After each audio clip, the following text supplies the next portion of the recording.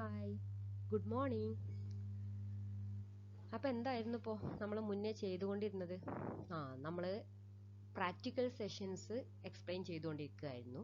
അതിൽ first degree സിലബസിൽ degree complementary and core BSc കെമിസ്ട്രിക്കാർക്കുള്ള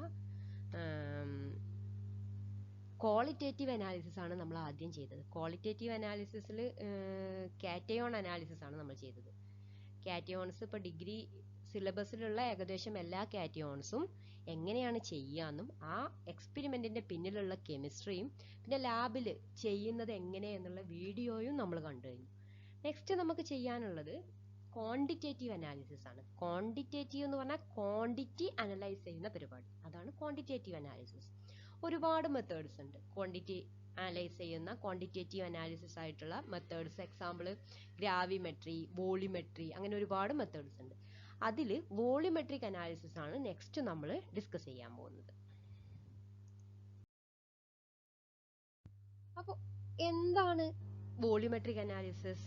It is a general term for a method in quantitative chemical analysis in which the amount of a substance is determined by the measurement of the volume that the substance occupies. പേരിൽ തന്നെ ഉണ്ട്, volume measurement നടത്തിയിട്ട് സബ്സ്റ്റൻസിന്റെ concentration അല്ലെങ്കിൽ amount determine ചെയ്യുന്ന method, അതാണ് volumetric analysis. It is commonly used to determine the unknown concentration of reactant. Volumetric analysis is often referred to as titration. Titration എന്നാണ് പറയുക. അതൊക്കെ നമ്മൾ +2 ക്ലാസ്സുകളിലൊക്കെ പഠിച്ചിട്ടുള്ളതാണ്. Titration, laboratory technique in which one substance of known concentration and volume is used to react with another substance of unknown concentration. അപ്പം +2 ചെയ്തത് നിങ്ങളൊന്ന് ഓർത്ത് നോക്കിയാൽ മതി. ഒരു ബ്യൂററ്റ് ഉണ്ട്. ബ്യൂററ്റിലാണ് നമ്മൾ എന്ത് ഒരു നോൺ കോൺസെൻട്രേഷൻ ഉള്ള ഒരു പ്രൈമറി സ്റ്റാൻഡേർഡ് സബ്സ്റ്റൻസ് എടുത്തു വെച്ചിട്ടുണ്ട്. പിന്നെ ഒരു കോണിക്കൽ ഫ്ലാസ്ക്. കോണിക്കൽ ഫ്ലാസ്കിൽ നമ്മൾ അൺനോൺ കോൺസെൻട്രേഷനിലുള്ള ഒരു സബ്സ്റ്റൻസ്, ഒരു പെർട്ടിക്കുലർ എമൗണ്ട് എന്ന് പറഞ്ഞാൽ ഇത്ര വോളിയം നമ്മൾ ആഡ് ചെയ്തിട്ടുണ്ട്. അതിലേക്ക് നമ്മൾ സ്യൂട്ടബിൾ ആയിട്ടുള്ള ഇൻഡിക്കേറ്റർ ആഡ് ചെയ്തിട്ട് ആ കോണിക്കൽ ഫ്ലാസ്കിലേക്കാണ് നമ്മൾ ബ്യൂററ്റിൽ നിന്ന് 1 by 1 ഡ്രോപ്പ് ആയിട്ട് നമ്മളെ solution, primary standard solution add ചെയ്യുക. അപ്പോൾ എന്താണ് laboratory technique in which one substance of known concentration and volume add ചെയ്യുന്ന ബ്യൂററ്റിലുള്ള സൊല്യൂഷന്റെ കോൺസെൻട്രേഷൻ നമുക്കറിയാം, എത്ര വോളിയം ആഡ് ചെയ്യുന്നത് എന്നുള്ളത് അതിന്റെ റീഡിംഗ് നോക്കിയാൽ നമുക്ക് മനസ്സിലാവും. Is used to react with another substance of unknown concentration. നമ്മളെ കോണിക്കൽ ഫ്ലാസ്കിലുള്ള സൊല്യൂഷന്റെ കോൺസെൻട്രേഷൻ നമുക്ക് അറിയില്ല, പക്ഷെ അതിന്റെ വോളിയം നമുക്കറിയാം. അങ്ങനെ റിയാക്ട് ചെയ്തിട്ട് ചെയ്യുന്ന ലബോറട്ടറി ടെക്നിക്കിനെയാണ് നമ്മൾ എന്തെന്ന് പറയുന്നത്, ടൈട്രേഷൻ എന്ന് പറയുന്നത്. നെക്സ്റ്റ് നമുക്ക് ചില ടേംസ്, അതിന്റെ ഡെഫിനിഷൻസ് ആണ് പറയാനുള്ളത്. Definition of terms. ടൈട്രേഷൻ എന്താണെന്ന് നമ്മൾ പറഞ്ഞു. Process in which a standard reagent is added to a solution of analyte until the reaction between the two is just complete. നമ്മൾ ബ്യൂററ്റിൽ നിന്ന് പ്രൈമറി സ്റ്റാൻഡേർഡ് സൊല്യൂഷൻ, നമുക്ക് നോൺ കോൺസെൻട്രേഷൻ ഉള്ള solution ഒരു add ചെയ്യുന്നത് കോണിക്കൽ ഫ്ലാസ്കിലുള്ള അൺനോൺ കോൺസെൻട്രേഷൻ ആയിട്ട് എത്രയെന്ന് നമുക്ക് അറിയാത്ത സൊല്യൂഷനിലേക്ക് ആഡ് ചെയ്യുക. ഏതുവരെ? അണ്ടിൽ നമ്മൾ അൺനോൺ കോൺസെൻട്രേഷനിലുള്ള റിയാക്റ്റന്റും നമ്മൾ ആഡ് ചെയ്യുന്നതും തമ്മിൽ റിയാക്ട് ചെയ്ത് ജസ്റ്റ് കംപ്ലീറ്റ് ആവുന്നത്, between the two is the reaction between the two is just complete ആവുന്നത് വരെ നമ്മൾ ആഡ് ചെയ്യുക. ഇതിനെയാണ് നമ്മൾ ടൈട്രേഷൻ എന്ന് പറയാം. ഇനി പ്രൈമറി സ്റ്റാൻഡേർഡ് എന്ന് പറഞ്ഞാൽ എന്താ? A reagent solution of accurately non concentration is called A standard solution. Primary standard solution അല്ല, സ്റ്റാൻഡേർഡ് സൊല്യൂഷൻ എന്ന് പറഞ്ഞാൽ ഒരു നോൺ കോൺസെൻട്രേഷൻ ഉള്ള സൊല്യൂഷനെ നമ്മൾ സ്റ്റാൻഡേർഡ് സൊല്യൂഷൻ എന്ന് പറയും. പ്രൈമറി സ്റ്റാൻഡേർഡ് എന്ന് പറഞ്ഞാൽ അത് വേറെയാണ്, അത് നമുക്ക് പറയാം. സ്റ്റാൻഡർഡൈസേഷൻ എന്ന് പറഞ്ഞാൽ the process to determine the concentration of a solution of known concentration by titrating with a primary standard. ഒരു കോൺസെൻട്രേഷൻ അറിയാത്ത സൊല്യൂഷൻ ഉണ്ട്, അതിന്റെ കോൺസെൻട്രേഷൻ അറിയുന്ന ഒരു പ്രൈമറി സ്റ്റാൻഡേർഡുമായിട്ട് ടൈട്രേറ്റ് ചെയ്തിട്ട് കണ്ടുപിടിക്കുന്നതിനെയാണ് നമ്മൾ സ്റ്റാൻഡർഡൈസേഷൻ എന്ന് പറയുക. ഇതൊക്കെ നമ്മൾ ടൈട്രേഷനിൽ വരുന്ന ഓരോ സ്റ്റെപ്പുകളാണ്. അപ്പൊ നമ്മൾ ഇതൊക്കെ ചെയ്യും. പോയിന്റ് എന്ന് പറഞ്ഞാൽ എന്താണ്? End point. The point at which the reaction is observed to be complete in the end is the end point. നമ്മൾ പറഞ്ഞു ബ്യൂററ്റിൽ നിന്ന് ആഡ് ചെയ്യുന്ന സൊല്യൂഷൻ ഏതിലേക്ക് ആഡ് ചെയ്യുന്നത്? കോണിക്കൽ ഫ്ലാസ്കിലുള്ള വേറൊരു അനലൈറ്റ് സൊല്യൂഷനിലേക്കാണ് നമ്മൾ ആഡ് ചെയ്യുന്നത്. അപ്പോൾ ഈ രണ്ടും തമ്മിലുള്ള റിയാക്ഷൻ കംപ്ലീറ്റ് ചെയ്യുന്നത് വരെ നമ്മൾ ഈ അഡീഷൻ തുടരും. ഇതിനെയാണ് നമ്മൾ ടൈട്രേഷൻ എന്ന് പറഞ്ഞത്. ഇനി ഈ രണ്ടും തമ്മിലുള്ള ഈ ബ്യൂററ്റിൽ നിന്ന് ആഡ് ചെയ്യുന്ന സൊല്യൂഷനും കോണിക്കൽ ഫ്ലാസ്കിലുള്ള സൊല്യൂഷനും തമ്മിലുള്ള റിയാക്ഷൻ കംപ്ലീറ്റ് ചെയ്തു എന്ന് നമ്മൾ ഒബ്സർവ് ചെയ്യുന്ന പോയിന്റ് ആണ് എൻഡ് പോയിന്റ്. എൻഡ് ചെയ്യുന്ന റിയാക്ഷൻ കംപ്ലീറ്റ് ചെയ്യുന്ന പോയിന്റ് അല്ല, കംപ്ലീറ്റഡ് ആയി എന്ന് നമ്മൾ ഒബ്സർവ് ചെയ്യുന്ന point, that is the end point.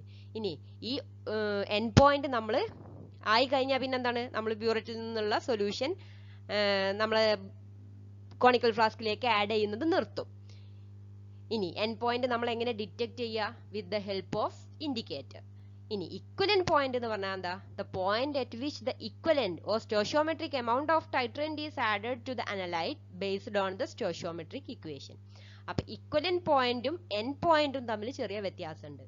Equivalent point എന്ന് പറഞ്ഞാൽ രണ്ടും തമ്മിലുള്ള റിയാക്ഷൻ കംപ്ലീറ്റ് ചെയ്യുന്ന പോയിന്റ് എന്ന് പറഞ്ഞാൽ ഇക്വലന്റ് എമൗണ്ട് ഓഫ് ടൈട്രന്റ് അനലൈറ്റിലേക്ക് ആഡ് ചെയ്തു, ആ പോയിന്റിനെയാണ് നമ്മൾ ഇക്വലന്റ് പോയിന്റ് എന്ന് പറയുക.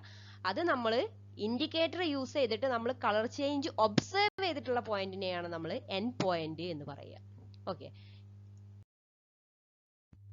ഇക്വലൻസ് പോയിന്റ് എന്ന് പറഞ്ഞാൽ stage during the titration at which exactly equivalent amount of titrant is added to titrant analyte is known as equivalence point. Theoretical concept അനുസരിച്ചിട്ട് equivalent point, equivalent amount of titrant is added, then the indicator should change the color and indicate the end point. ശരിക്ക് end point എന്ന് പറഞ്ഞാൽ equivalent amount add ചെയ്ത് ഇക്വലൻസ് point എത്തുന്നത് indicate ചെയ്യണം. പക്ഷെ ആ ഇക്വലൻസ് പോയിന്റിൽ എന്താണ്? ഇൻഡിക്കേറ്റർ കളർ ചേഞ്ച് ചെയ്യില്ല. But in actual practice, the indicator doesn't change its color at equivalence point. This is because the indicator changes its color either in acidic or alkaline medium. Therefore, in practice, a small difference occurs between equivalence point and end point. ചെറിയൊരു വ്യത്യാസം ഉണ്ടാവും ഇക്വലൻസ് പോയിന്റും end പോയിന്റും തമ്മിൽ. ഈ ഡിഫറൻസിനെയാണ് നമ്മൾ titration error എന്ന് പറയുന്നത്. പറയാനുള്ളത് പ്രൈമറി സ്റ്റാൻഡേർഡും സെക്കൻഡറി സ്റ്റാൻഡേർഡ് സബ്സ്റ്റൻസുകളെ കുറിച്ചാണ്. ഇപ്പൊ പ്രൈമറി സ്റ്റാൻഡേർഡ് സൊല്യൂഷൻ നമ്മൾ പറഞ്ഞിട്ടുണ്ടായിരുന്നു എന്താണെന്നൊക്കെ. Primary standard substance, the substance whose standard solution can be prepared directly by dissolving the known weight of the substance in fixed volume of the solution, is known as primary standard substance. Example, anhydrous sodium carbonate, oxalic acid, silver nitrate, etc. അപ്പോൾ നമുക്ക് ഒരു particular concentration എടുത്തിട്ട് ഒരു particular വോളിയത്തിൽ dissolve ചെയ്താൽ നമുക്കൊരു non concentration ഉള്ള ഒരു സൊല്യൂഷൻ പ്രിപ്പയർ ചെയ്യാൻ സാധിക്കും. അങ്ങനെയുള്ള സബ്സ്റ്റൻസിനെയാണ് നമ്മൾ പ്രൈമറി സ്റ്റാൻഡേർഡ് സബ്സ്റ്റൻസ് എന്ന് പറയുക. അങ്ങനെ പ്രിപ്പയർ ചെയ്യുന്ന സൊല്യൂഷനെയാണ് നമ്മൾ പ്രൈമറി സ്റ്റാൻഡേർഡ് സൊല്യൂഷൻ എന്ന് പറയുക. ഇനി പ്രൈമറി സ്റ്റാൻഡേർഡ് സബ്സ്റ്റൻസിന്റെ പ്രത്യേകതകൾ എന്തെല്ലാണ് എന്ന് നമുക്ക് നോക്കാം. Requirement for a substance to be primary standard. It must be available in pure form and should be non-toxic. It should not be hygroscopic and deliquescent. It should have high molecular weight. High molecular weight വേണമെന്ന് പറയാൻ കാരണം as to minimize the weighing error during weighing. Weight high molecular weight ആകുമ്പം ചെറിയ വെയിറ്റിൽ ഉണ്ടാവുന്ന difference ഒന്നും വലിയൊരു എററിന് കാരണമാവില്ല. അതുകൊണ്ട് വെയിങ് എറർ മിനിമൈസ് ചെയ്യാൻ ഹൈ മോളിക്കുലാർ വെയിറ്റ് ഉള്ള കോമ്പൗണ്ട്സ് യൂസ് ചെയ്യാണ് നല്ലത്. It should be readily dissolve in water. കാരണം വെയിറ്റ് എടുത്തു കഴിഞ്ഞാൽ നമ്മളത് നോൺ വോളിയം ഓഫ് വാട്ടറിൽ ഡിസോൾവ് ചെയ്യണം. അപ്പോൾ അത് റെഡിലി ഡിസോൾവ് ചെയ്തിരിക്കണം. It should be stable. In other word, the composition of substance should not change in solid or in solution state for long time. അത് അറ്റ്മോസ്ഫിയറിലുള്ള എന്തെങ്കിലും ആയിട്ട് റിയാക്ട് ചെയ്തിട്ടൊന്നും വേറെ ഒന്നും ആയിട്ട് മാറാൻ പാടില്ല. സബ്സ്റ്റൻസ് അതിന്റെ കോമ്പോസിഷൻ മാറാതെ അത് സോളിഡ് സ്റ്റേറ്റിലാണെങ്കിലും ലിക്വിഡ് സ്റ്റേറ്റിൽ, അത് സൊല്യൂഷൻ സ്റ്റേറ്റിലാണെങ്കിലും അതിന്റെ കോമ്പോസിഷനിൽ ചേഞ്ച് ഒന്നും ഉണ്ടാവാണ്ട് സ്റ്റേബിൾ ആയിട്ട് നിൽക്കണം. സെക്കൻഡറി സ്റ്റാൻഡേർഡ് സബ്സ്റ്റൻസ് എന്ന് പറഞ്ഞാൽ എന്താ? ഇപ്പൊ പ്രൈമറി സ്റ്റാൻഡേർഡ് സബ്സ്റ്റൻസ് പറഞ്ഞാൽ നമ്മൾ എന്താന്നാ പറഞ്ഞത്? ഒരു നോൺ വെയിറ്റ് എടുത്തിട്ട് നമ്മൾ ആ സബ്സ്റ്റൻസിനെ ഒരു നോൺ വോളിയത്തിൽ ഡിസോൾവ് ചെയ്താൽ നമുക്കൊരു നോൺ കോൺസെൻട്രേഷൻ ഉള്ള സൊല്യൂഷൻ പ്രിപ്പയർ ചെയ്യാൻ സാധിക്കും. അതേസമയം സെക്കൻഡറി സ്റ്റാൻഡേർഡ് എന്ന് പറഞ്ഞാൽ അതേ നേരെ ഓപ്പോസിറ്റ്, ഒരു നോൺ കോൺസെൻട്രേഷൻ ഉള്ള സൊല്യൂഷൻ നമുക്ക് ഒരു പെർട്ടിക്കുലർ എമൗണ്ട് വെയിറ്റ് എടുത്ത് പെർട്ടിക്കുലർ എമൗണ്ട് വോളിയത്തിൽ ഡിസോൾവ് ചെയ്താൽ പ്രൊഡ്യൂസ് ചെയ്യാൻ അല്ലെങ്കിൽ പ്രിപ്പയർ ചെയ്യാൻ സാധിക്കില്ല. അപ്പൊ ഇങ്ങനെയുള്ള സബ്സ്റ്റൻസിന്റെ ഇങ്ങനെയുള്ള സൊല്യൂഷന്റെ concentration can be determined by titrating against primary standard solution. നമ്മൾ നേരത്തെ പറഞ്ഞിട്ടുണ്ടായിരുന്നു. Substance whose solution can be standardized or strength can be determined by the help of primary standard solution is known as secondary standard substance. The solution is known as secondary standard solution. Example ആണ് sodium hydroxide, HCl, KMnO4, FeSO4, etc. നമുക്ക് normality equation അല്ലെങ്കിൽ principles of volumetric analysis is based on this. Volumetric analysis is based on the law of chemical equivalent, which states that the substance react in the proportion of their equivalent weights. That means 1 gram equivalent of acid would neutralize by 1 gram equivalent of a base. അപ്പം നമ്മളൊരു acid against A base titrate ചെയ്യുകയാണെന്നുണ്ടെങ്കിൽ 1 gram equivalent of acid എന്ന് പറയുന്നതിനെ neutralise ചെയ്യാൻ 1 gram equivalent of A base ആണ് use ചെയ്യുക.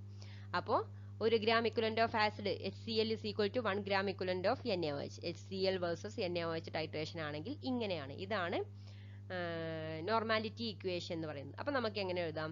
Thus volume of acid into normality of acid is equal to volume of base into normality of base. ഇതാണ് നമ്മൾ N1 V1 is equal to വോളിയത്തിനെ V എന്ന് പറയാം. V of acid into normality of acid is equal to volume of base into volume of normality of base. N1 V1 is equal to N2 V2 എന്നാണ് നമ്മൾ ഈ ഇക്വേഷനെ സാധാരണയായിട്ട് പഠിച്ചിട്ടുണ്ടാവുക.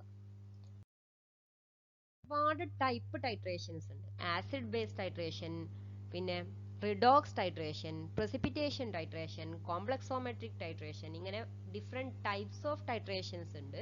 അതിൽ നമ്മൾ ആദ്യം discuss ചെയ്യാൻ പോകുന്നത് ആസിഡ് ബേസ് ടൈട്രേഷൻ ആണ്. ഒരു ആസിഡ് വേഴ്സസ് ബേസ് ടൈട്രേറ്റ് ചെയ്യുക, പേരിൽ തന്നെയുണ്ട്. അതിൽ നമുക്ക് അറിയേണ്ട കാര്യങ്ങൾ, ഇപ്പം ആസിഡ് വേഴ്സസ് ബേസ് ടൈട്രേറ്റ് ചെയ്യുമ്പോൾ അവിടെ എന്താണ്, ന്യൂട്രലൈസേഷൻ റിയാക്ഷൻ ആണ് നടക്കുന്നത് അല്ലെ? Neutralisation of reaction during titration. അപ്പൊ നമ്മളിവിടെ യൂസ് ചെയ്യുന്നത് ന്യൂട്രലൈസേഷൻ ഇൻഡിക്കേറ്റേഴ്സ് ആണ്. ആസിഡ് വേഴ്സസ് ബേസ് ആവുമ്പം pH ൽ ഉണ്ടാവുന്ന ചേഞ്ച്, അതിനനുസരിച്ചിട്ട് നമുക്ക് ന്യൂട്രലൈസേഷൻ ഇൻഡിക്കേറ്റർ അല്ലെങ്കിൽ ഇൻഡിക്കേറ്റേഴ്സ് ആണ് ഇവിടെ നമ്മൾ യൂസ് ചെയ്യുക. അപ്പം ഇത് ടൈട്രേഷൻ നടത്തുമ്പോൾ നമുക്ക് കിട്ടുന്ന ഒരു കർവ് ഉണ്ട്. ഇതിനെ നമ്മൾ ന്യൂട്രലൈസേഷൻ കർവ് എന്ന് പറയും. ബേസ് ടൈട്രേഷനിൽ അല്ലെങ്കിൽ ന്യൂട്രലൈസേഷൻ ടൈട്രേഷനിൽ എങ്ങനെയാവും എൻഡ് പോയിന്റ് ഓഫ് ന്യൂട്രലൈസേഷൻ എന്ന് പറയുന്നതാവും ഇക്വലൻസ് പോയിന്റ്.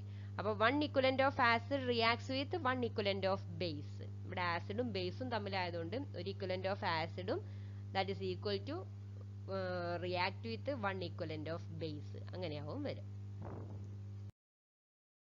അടുത്തത് പറയുന്നത് ആസിഡ് ബേസ് ഇൻഡിക്കേറ്റേഴ്സ് ആണ്. ആസിഡ് ബേസ് ഇൻഡിക്കേറ്റേഴ്സ് എന്ന് പറയുന്നത് ഒരു വീക്ക് ആസിഡ് അല്ലെങ്കിൽ ബേസ് ആയിരിക്കും. ഇനി ആസിഡ് ഫോമിനെ നമ്മൾ HA എന്നാണ് ഇൻഡിക്കേറ്ററിനെ ഇൻഡിക്കേറ്റ് ചെയ്യുന്നതെന്നുണ്ടെങ്കിൽ അതിന്റെ ionised form, acid form HA ആവുമ്പോൾ അതിന്റെ കോഞ്ചുഗേറ്റ് ബേസ് എന്ന് പറഞ്ഞാൽ H+ വിട്ടുകൊടുത്തതല്ലേ, അപ്പൊ A-. ഇനി ഇതിന്റെ ബേസിക് പ്രിൻസിപ്പിൾ എന്ന് പറയുന്നത് HA എന്ന് പറയുന്ന അൺഅയണൈസ്ഡ് ആസിഡ് ഫോമിന്, ഇൻഡിക്കേറ്ററിന്റെ ആസിഡ് ഫോമിന് ഒരു കളർ ഉണ്ട്. ഇനി അത് H+ വിട്ടുകൊടുത്തു കഴിഞ്ഞാൽ ഫോം ചെയ്യുന്ന കോഞ്ചുഗേറ്റ് ബേസ് ആയിട്ടുള്ള A- ഒരു ഡിഫറെന്റ് കളർ, വേറൊരു കളർ എയും കളർ ബിയും, അങ്ങനെ വിചാരിച്ചാൽ മതി. ഇനി ഈ കളർ A എന്ന് പറയുന്നത് കളർ ഉണ്ടായിക്കോളണമെന്നില്ല, ഏതെങ്കിലും ഒരെണ്ണം മേ ബി കളർലെസ് ആവാം. അപ്പൊ ഒന്ന് കളർലെസ്സും മറ്റത് കളറും. അപ്പം ഇൻഡിക്കേറ്ററിന്റെ ഫോം ആസിഡ് ഫോമിൽ നിന്ന് കോഞ്ചുഗേറ്റ് ബേസിലേക്ക് മാറുമ്പോൾ അതിന്റെ കളറിൽ ഒരു ചേഞ്ച് വരും. അത് വെച്ചിട്ടാണ് നമ്മൾ എന്ത് എൻഡ് പോയിന്റ് ഇൻഡിക്കേറ്റ് ചെയ്യുന്നത്. അപ്പം ആസിഡ് ഇനി ഇത് ആസിഡിക് സൊല്യൂഷനിലും ബേസിക് സൊല്യൂഷനിലും എങ്ങനെ എക്സിസ്റ്റ് ചെയ്യും എന്നുള്ളതാണ്.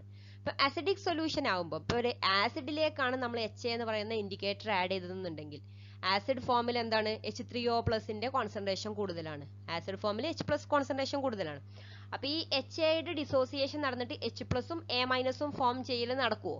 ഇല്ല. കാരണം അവിടെ ഓൾറെഡി H3O+ന്റെ കോൺസെൻട്രേഷൻ കൂടുതലായതുകൊണ്ട് HAയുടെ ഡിസോസിയേഷൻ സപ്രസ് ചെയ്യുക.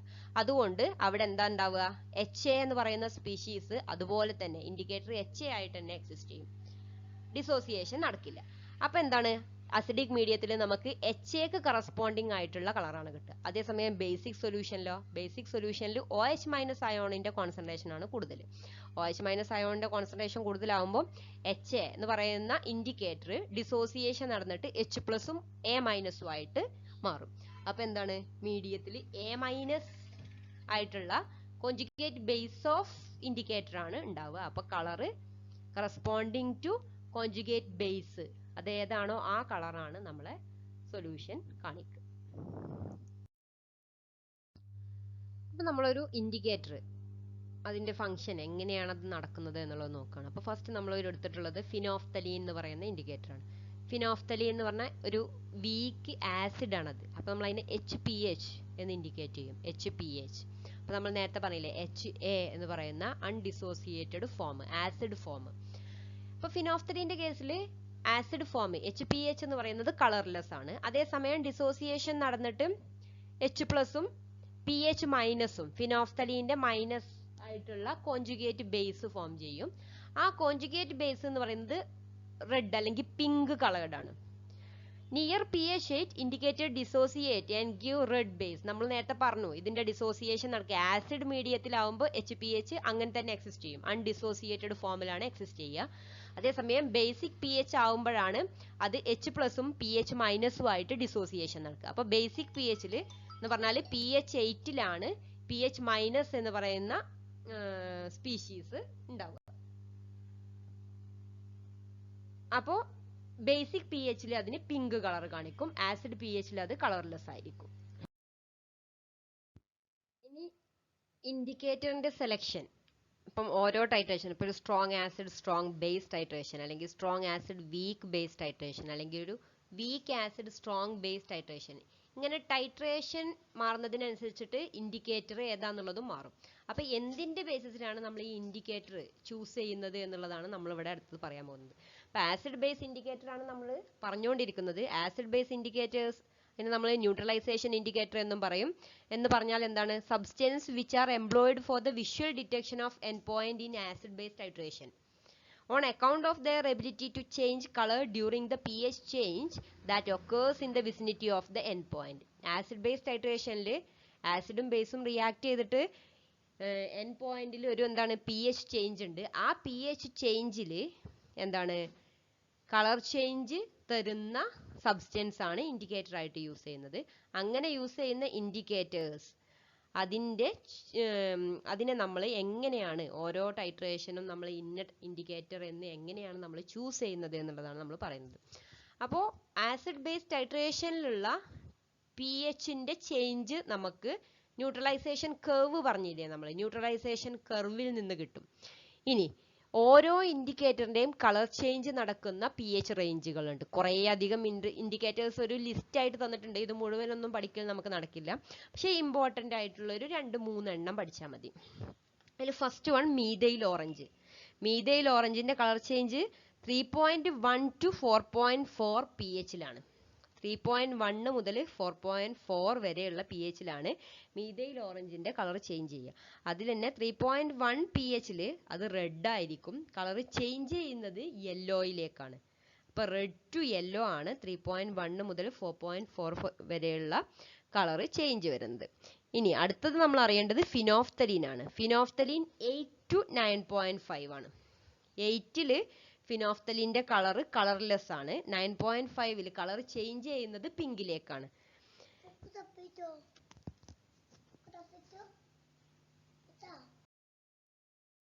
ടൈട്രേഷൻ കർവ് ആണ് എക്സ്പ്ലെയിൻ ചെയ്യാൻ പോകുന്നത്. എന്താണ് ടൈട്രേഷൻ കർവ് എന്ന് പറഞ്ഞാൽ? A plot of pH of the solution at different stages of acid base titration against the volume of the titrant form one type of titration curve, also called neutralization curve. It is generally a sigmoidal curve. അപ്പം നമ്മൾ titration നടത്തുമ്പം നമ്മളെ സൊല്യൂഷന്റെ pH against volume of NaOH base add ചെയ്യുന്നതിനനുസരിച്ചിട്ട് നമ്മളെ സൊല്യൂഷന്റെ pHൽ ഉണ്ടാവുന്ന change represent ചെയ്യുന്ന ഗ്രാഫിനെയാണ് നമ്മൾ എന്ത് ടൈട്രേഷൻ കർവ് എന്ന് പറയുക. ഇതിനെ ആസിഡ് ബേസ് ടൈട്രേഷനിലായതുകൊണ്ട് നമ്മൾ ഇതിനെ ന്യൂട്രലൈസേഷൻ കർവ് എന്നും പറയും. യൂഷ്വലി അതിനൊരു സിഗ്മോയിഡൽ ഷേപ്പ് ആണ് ഉള്ളത്. and the inflection point which occurs at the steepest portion of the curve coincides with the equivalence point. ആ steepest portion ആണ് ഇതിൻ്റെ എന്ത് എൻഡ് പോയിന്റിനെ ഇൻഡിക്കേറ്റ് ചെയ്യുന്നത്, ഇക്വലൻസ് പോയിന്റിനെ ഇൻഡിക്കേറ്റ് ചെയ്യുന്നത്. അപ്പോൾ ആ സ്റ്റീപ്പസ്റ്റ് പോയിന്റിലുള്ള പി എച്ചിൻ്റെ റേഞ്ച്, ആ റേഞ്ചിൽ കളർ ചേഞ്ച് വരുന്ന എല്ലാ ഇൻഡിക്കേറ്റേഴ്സും നമുക്ക് ഒരു പെർട്ടിക്കുലർ ടൈട്രേഷനിൽ നമുക്ക് ഇൻഡിക്കേറ്റർ ആയിട്ട് യൂസ് ചെയ്യാൻ പറ്റും. അപ്പോൾ ഇവിടെ ഇപ്പോൾ നമ്മൾ ഫസ്റ്റ് എക്സ്പ്ലെയിൻ ചെയ്തിട്ടുള്ളത് എന്താണ്, strong acid strong base titration ആണ്. അപ്പോൾ strong acid strong base, for example 0.1 molar HCl versus 0.1 molar NaOH titration എടുക്കുകയാണെന്നുണ്ടെങ്കിൽ നമ്മളെ equivalence point, strong acid strong ബേസിലുള്ള equivalence point occurs at 7, pH 7ലാണ് ഇക്വലൻസ് പോയിന്റ് വരുന്നത്. Since the salt formed is not hydrolyzed, in general the rapid pH change in the vicinity of equivalence point for a strong acid strong base titration is from about 4 to 10. നോക്കിയേ, rapid change കിടക്കുന്നത് 4 to 10 pHലാണ് ആ steep portion കിടക്കുന്നത്. അപ്പോൾ 4 to 10 pH റേഞ്ചിൽ colour change തരുന്ന എല്ലാ ഇൻഡിക്കേറ്റേഴ്സും നമുക്കിവിടെ എന്തായിട്ട് യൂസ് ചെയ്യാം, സ്ട്രോങ് ആസിഡ് സ്ട്രോങ് ബേസ് ടൈട്രേഷനിൽ ഇൻഡിക്കേറ്റർ ആയിട്ട് യൂസ് ചെയ്യാം. അപ്പോൾ ഏതൊക്കെ യൂസ് ചെയ്യാം, മീഥൈൽ ഓറഞ്ചിൻ്റെ ഇൻഡിക്കേറ്ററിൻ്റെ PH റേഞ്ച് എന്തായിരുന്നു, 3 to 4.1 ആണ്. അപ്പോൾ ഇവിടെ ഇൻഡിക്കേറ്ററിൻ്റെ PH റേഞ്ചിൽ നോക്കുക, 4.4 വരെ, ഏകദേശം 3 മുതൽ 4 വരെയൊക്കെ സ്റ്റീപ്പസ്റ്റ് തന്നെയാണ്. ഈ പിക്ചറിൽ നമുക്ക് നോക്കിയാൽ കാണാൻ പറ്റും. അപ്പോൾ എന്താണ്, നമുക്ക് ഈ മീഥൈൽ ഓറഞ്ച് ഇവിടെ ഇൻഡിക്കേറ്റർ ആയിട്ട് യൂസ് ചെയ്യാം. ഇനി ഫിനോഫ്തലീൻ്റെ PH റേഞ്ച് എന്തായിരുന്നു, 8 to 9.5 ആണ്. 8 to 9.5ഉം ഇതിൻ്റെ സ്റ്റീപ്പസ്റ്റ് പോയിന്റിലുള്ള PH ചേഞ്ചിൽ വരുന്ന പോയിന്റ് തന്നെയാണ്. അതുകൊണ്ട് ഫിനോഫ്തലീൻ നമുക്ക് സ്ട്രോങ് ആസിഡ് സ്ട്രോങ് ബേസിൽ യൂസ് ചെയ്യാൻ പറ്റും. പിന്നെ മീഥൈൽ റെഡ് പറഞ്ഞിട്ടൊരു ഇൻഡിക്കേറ്റർ ഉണ്ട്, അതിൻ്റെ PH ചേഞ്ച് എന്ന് പറയുന്നത് 4.2 to 6.3 ആണ്. അപ്പോൾ നമുക്ക് മീഥൈൽ റെഡ് യൂസ് ചെയ്യാൻ പറ്റും. അങ്ങനെ ഒരുപാട് ഇൻഡിക്കേറ്റേഴ്സ് നമുക്ക് ഇൻഡിക്കേറ്റർ ആയിട്ട് യൂസ് ചെയ്യാൻ പറ്റും സ്ട്രോങ് ആസിഡ് സ്ട്രോങ് ബേസ് ടൈട്രേഷനിൽ. കാരണം ആ ഇക്വലൻസ് പോയിന്റിലുള്ള സ്റ്റീപ്പ് പോയിന്റ്, നമ്മളെ ഇക്വലൻസ് പോയിന്റിലുള്ള PH റേഞ്ച് എന്ന് പറയുന്നത് വളരെ വലുതാണ്. അപ്പോൾ അതേ റേഞ്ചിൽ, അത്രയും വലിയ റേഞ്ചിൽ വരുന്ന എല്ലാ ഇൻഡിക്കേറ്റേഴ്സിനെയും നമുക്കവിടെ ഇൻഡിക്കേറ്റർ ആയിട്ട്, ഈ ടൈട്രേഷൻ്റെ ഇൻഡിക്കേറ്റർ ആയിട്ട് യൂസ് ചെയ്യാൻ പറ്റും. നമ്മൾ titration curve of weak acid versus strong base titration ആണ് കാണുന്നത്. ഇപ്പോൾ weak acid versus strong base ടൈട്രേഷൻ്റെ ടൈട്രേഷൻ കർവിൽ നോക്കിയേ, ഇപ്പം weak acid versus strong base പറയുമ്പം എക്സാമ്പിൾ ആയിട്ട് 0.1 molar acetic acid versus 0.1 molar NaOH consider ചെയ്യുക. ഇക്വലൻസ് പോയിന്റ് ഒക്കേഴ്സ് അറ്റ് എത്രയാണ്, 8.7 റേഞ്ചിലാണ്. എന്ന് പറഞ്ഞാൽ 7ലല്ല, സ്ട്രോങ് ആസിഡ് സ്ട്രോങ് ബേസിൽ നമുക്ക് ഇക്വലൻസ് പോയിന്റ് 7ലായിരുന്നു. ഇവിടെ അത് 7ലല്ല, 8.7 സംതിങ് ആണ് ഇവിടെ PH വരുന്നത് ഇക്വലൻസ് പോയിന്റിന്റെ. അപ്പം എന്താണ്, ഇക്വലൻസ് പോയിന്റ് 8.7 എന്ന് പറയുമ്പോൾ നമുക്ക് ഫോം ചെയ്യുന്ന സോൾട്ട് എന്ന് പറയുന്നത് ഹൈഡ്രോളൈസ്ഡ് ആണ്. ഇനി ഇവിടെയുള്ള റാപ്പിഡ് PH ചേഞ്ച് എവിടെ മുതൽ എവിടം വരെയാണ് കിടക്കുന്നത്, വീക്ക് ആസിഡ് സ്ട്രോങ് ബേസിലുള്ള rapid PH change from 6.5 to 10 ആണ്. 6.5 to 10. അപ്പോൾ ഈ 6.5 to 10 റേഞ്ചിൽ PH ചേഞ്ചിൽ കളർ ചേഞ്ച് കാണിക്കുന്ന എല്ലാ ഇൻഡിക്കേറ്റേഴ്സും ഇവിടെ നമുക്ക് യൂസ് ചെയ്യാം. അപ്പോൾ ഒന്ന് ആലോചിച്ച് നോക്കിയാൽ, നമ്മൾ 2 ഇൻഡിക്കേറ്റർ ആണ് മെയിൻ ആയിട്ട് എന്ന് പറഞ്ഞത്, മീഥൈൽ ഓറഞ്ചും ഫിനോഫ്തലീനും. ഫിനോഫ്തലീൻ്റെ PH റേഞ്ച് എവിടെയായിരുന്നു, 8 to 9.5 ആണ്. 8 to 9.5 എന്ന് പറയുന്നത് ഈ റാപ്പിഡ് PH ചേഞ്ചിൽ വരുന്ന റേഞ്ച് ആണ്. അതുകൊണ്ട് ഇവിടെ ഫിനോഫ്തലീൻ യൂസ് ചെയ്യാൻ പറ്റും. ഇനി മീഥൈൽ ഓറഞ്ചിൻ്റെ കേസ് ഒന്ന് നോക്കിയേ, മീഥൈൽ ഓറഞ്ചിന് 3.1 to 4.4 ആയിരുന്നു. ആ റേഞ്ചിൽ ഇവിടെ റാപ്പിഡ് PH ചേഞ്ച് ഇല്ല. അതുകൊണ്ട് മീഥൈൽ ഓറഞ്ച് നമുക്ക് ഇവിടെ ഇൻഡിക്കേറ്റർ ആയിട്ട് യൂസ് ചെയ്യാൻ പറ്റൂല. കാണാനുള്ളത് titration curves for strong acid versus weak ബേസും വീക്ക് ആസിഡ് വേഴ്സസ് വീക്ക് ബേസും ആണ്. ടൈട്രേഷൻ കർവ് ഒക്കെ ഒരേപോലെ തന്നെ ഷേപ്പ് വരിക, ആ PHന്റെ റേഞ്ചിലുള്ള വ്യത്യാസം മാത്രമേ ഉണ്ടാവുള്ളൂ. അപ്പോൾ സ്ട്രോങ് ആസിഡ്, ഇനി ഓരോന്നിൻ്റെയും കർവുകൾ കാണിക്കുന്നില്ല. Strong acid versus weak base വരുമ്പം എക്സാമ്പിൾ പറയുകയാണെന്നുണ്ടെങ്കിൽ 0.1 molar HCl versus 0.1 molar ammonium hydroxide, ഒരു വീക്ക് ബേസ്. അപ്പോൾ ഇതിൻ്റെ equivalence point occurs not at 7, അത് അറൗണ്ട് 5.3 ആണ് ഇക്വലൻസ് പോയിന്റ് വരാറ്. അപ്പോൾ ഇവിടെ ഉണ്ടാവുന്ന സോൾട്ട് അമോണിയം ക്ലോറൈഡ് ഏകാരം HCl വേഴ്സസ് അമോണിയം ഹൈഡ്രോക്സൈഡിൽ സോൾട്ട് ഫോം ചെയ്യുക. അത് എന്തായിരിക്കും? ഹൈഡ്രോളൈസ്ഡ് ആവും. ഇനി ഇവിടെ നടക്കുന്ന സ്ട്രോങ് ആസിഡ് വേഴ്സസ് വീക്ക് ബേസിലുള്ള റാപ്പിഡ് പി എച്ച് ചേഞ്ച് നടക്കുന്നത് 3 to 7 ആണ്. 3 to 7.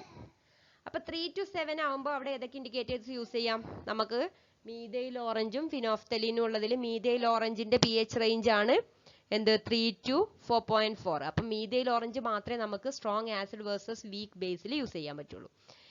ഇനി നമ്മൾ week acid versus weak base titration consider ചെയ്യുകയാണെന്നുണ്ടെങ്കിൽ titration of 0.1 molar acetic acid versus 0.1 molar ammonium hydroxide consider ചെയ്യുകയാണെന്നുണ്ടെങ്കിൽ equivalence point can be calculated to occur at pH 7 equivalence point ഉണ്ടാവുക.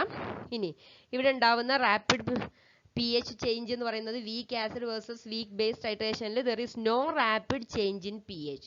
No sharp end point can be found with any simple indicator. Sharp P H ചേഞ്ചേ ഇല്ല. അതുകൊണ്ട് തന്നെ indicator വെച്ച് നമുക്കൊരു sharp end point ഡിറ്റക്ഷനും ഇവിടെ possible അല്ല. certain mixed indicators യൂസ് ചെയ്യുന്നുണ്ട്. For example neutral red methylene blue show a sharp colour change over a very limited P H range may sometime be found suitable for weak acid weak base titration. Usually ഉള്ള indicators ഒന്നും weak acid weak base ടൈട്രേഷനിൽ use ചെയ്യാൻ പറ്റില്ല. അതുകൊണ്ട് തന്നെ weak acid weak base titration നമ്മൾ സാധാരണയായിട്ട് മറ്റേ കണ്ടക്ടോമെട്രിക് ടൈട്രേഷനും പൊട്ടൻഷ്യോമെട്രിക് ടൈട്രേഷനും വഴിയൊക്കെയാണ് ചെയ്യാറ്. ഇത്രയും കാര്യങ്ങളാണ് നമുക്ക് പ്രാക്ടിക്കൽ സെഷൻ തുടങ്ങുന്നതിന്റെ മുന്നേ ആയിട്ട് പറയാനുള്ളത്. ഇനി നമ്മൾ ഇതിന്റെ എക്സ്പെരിമെന്റൽ സെഷനിലേക്കാണ് പോകുന്നത്. അപ്പോൾ എക്സ്പെരിമെന്റൽ സെഷൻ ഇത് ഓരോന്നും എങ്ങനെയാ ചെയ്യുക എന്നുള്ളതൊക്കെ ഇനി അടുത്ത ക്ലാസ്സിലായിട്ട് നമ്മൾ എക്സ്പ്ലെയിൻ ചെയ്യും. അപ്പോൾ ഓക്കെ, താങ്ക് യു.